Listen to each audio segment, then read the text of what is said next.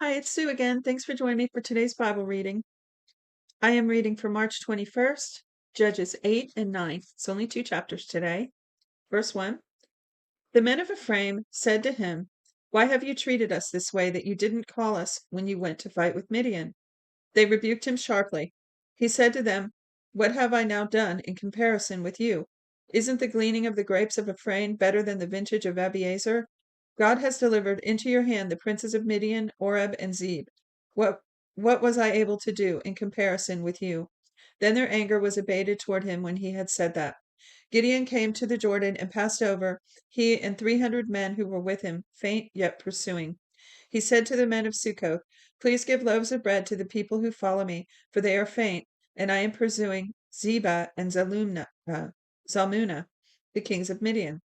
The princes of Succoth said, "Are the hands of Zebah and Zalmunna now in your hand, that we should give bread to your army?" Gideon said, "Therefore, when Yahweh has delivered Zebah and Zalmunna into my hand, I will tear your flesh with the thorns of the wilderness and with briars." He went up there to Penuel and spoke to them in the same way, and the men of Penuel answered him as the men of Succoth had answered. He spoke also to the men of Penuel, saying, "When I come again in peace, I will break down this tower." Now Zebah and Zalmunna were in Karkor, and their armies with them, about 15,000 men, all who were left of all the army. All who were left of all the army of the children of the east, for there fell 120,000 men who drew sword.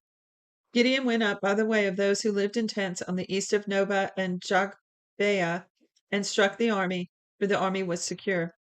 Zebah and Zalmunna fled, and he pursued them. He took the 2 kings of Midian, Zebah and Zalmunna, and confused all the army. Gideon, son of Joash, returned from the battle from the ascent of Heres, and caught a young man of the men of Succoth, inquired of him, and he described for him the princes of Succoth and its elders, 77 men. He came to the men of Succoth and said, "See, Zebah and Zalmunna, concerning whom you taunted me, saying, Are the hands of Zebah and Zalmunna now in your hand, that we should give you bread to the men who are weary?" He took the elders of the city, and thorns of wilderness and briars, and with them he taught the men of Succoth.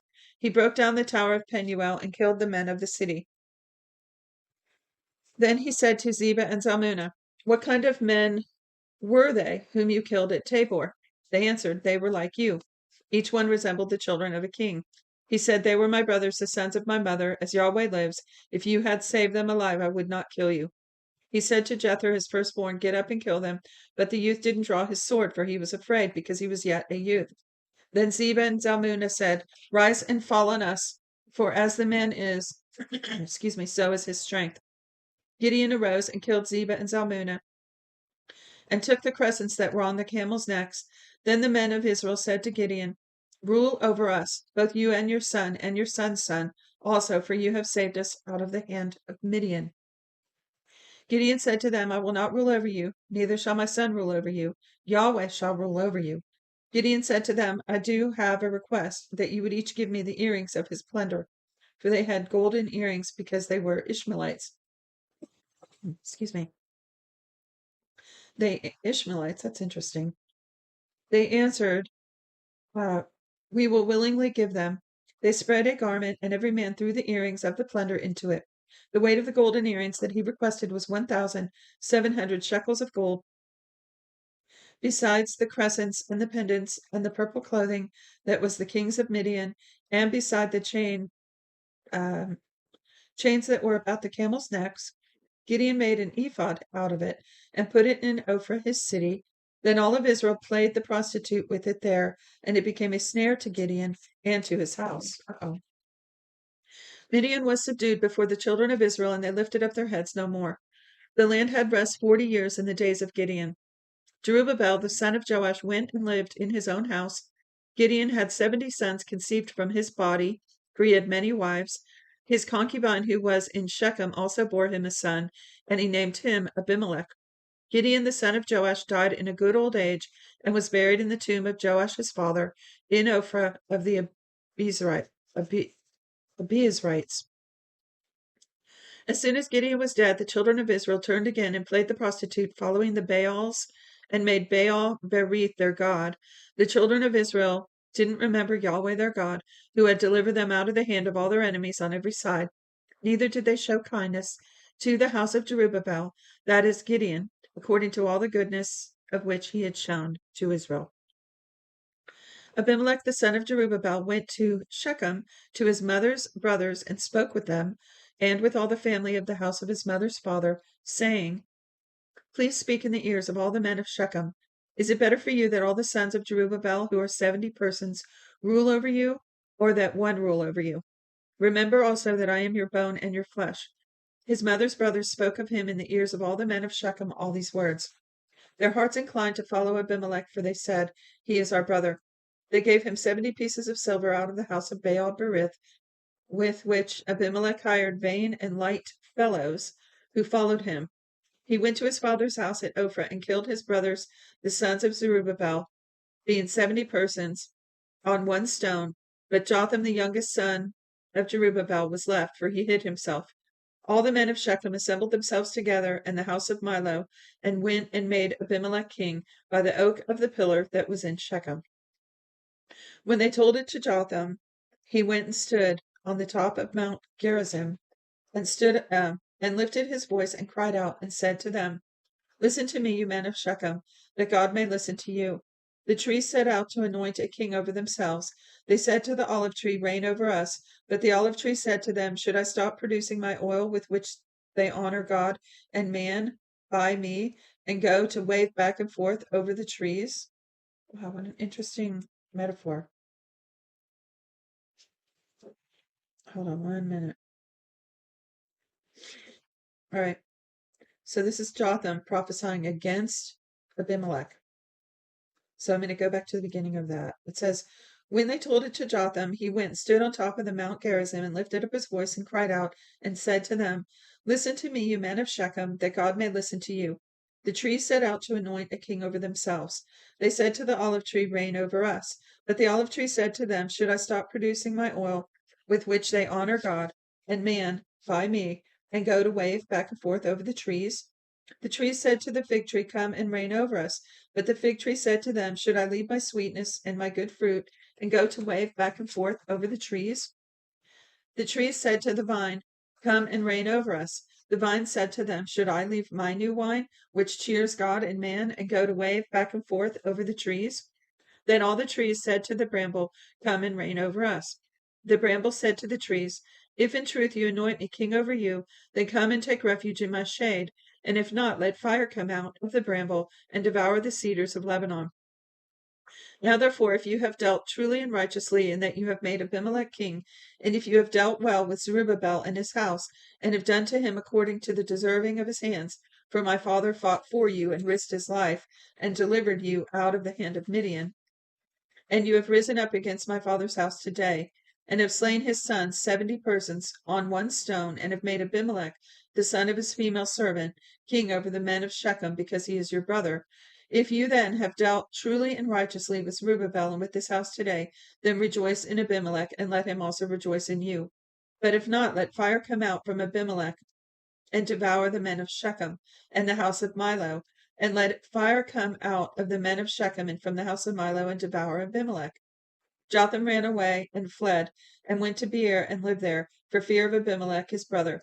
Abimelech was prince over Israel 3 years.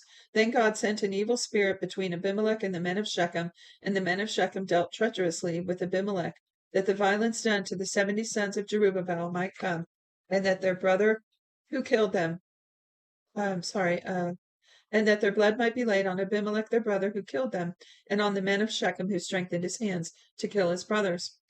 The men of Shechem set an ambush for him on the tops of the mountains, and they robbed all who came along that way by them, and Abimelech was told about it. Gaal, son of Ebed, came with his brothers and went over to Shechem, and the men of Shechem put their trust in him. They went out into the field, harvested vineyards, trod grapes, held festival, and went into the house of the god, and ate and drank, and cursed Abimelech. Gaal, the son of Ebed, said, Who is Abimelech? Who is Shechem, that we should serve him? Isn't he the son of Jerubbaal? Isn't Zabul his officer? Serve the men of Hamor, the father of Shechem. But why should we serve him? I wish that this people were under my hand, Then I would remove Abimelech. He said to Abimelech, increase your army and come out. When Zebul, the ruler of the city, heard the words of Gaal, the son of Ebed, his anger burned. He sent messengers to Abimelech craftily, saying, behold, Gaal, the son of Ebed, and his brothers have come to Shechem, and behold, they incite the city against you. Now therefore go up by night, you and the people who are with you, and lie in wait in the field. It shall be in that morning, as soon as the sun is up, you shall rise early and rush on the city. Behold, when he and the people who are with him come out against you, then may you do to them as you shall find occasion. Abimelech rose up and all the people who were with him by night, and they laid wait against Shechem in 4 companies. Gaal the son of Ebed went out and stood at the entrance of the city gate. Abimelech rose up and the people who were with him from the ambush. When Gaal saw the people, he said to Zebul, behold, people are coming down from the tops of the mountains. Zebul said to him, you see the shadow of the mountain as if they were men. Gaal spoke again and said, behold, the people are coming down by the middle of the land, and 1 company comes by the way of the oak of Maonim. Then Zebul said to him, now, where is your mouth that you said, who is Abimelech, that we should serve him? Isn't this the people that you have despised? Please go out now and fight with them. Gaal went out before the men of Shechem and fought with Abimelech. Abimelech chased him, and he fled before him, and many fell wounded, even to the entrance of the gate. Abimelech lived at Arumah, and Zebul drove out Gaal and his brothers, that they should not dwell in Shechem.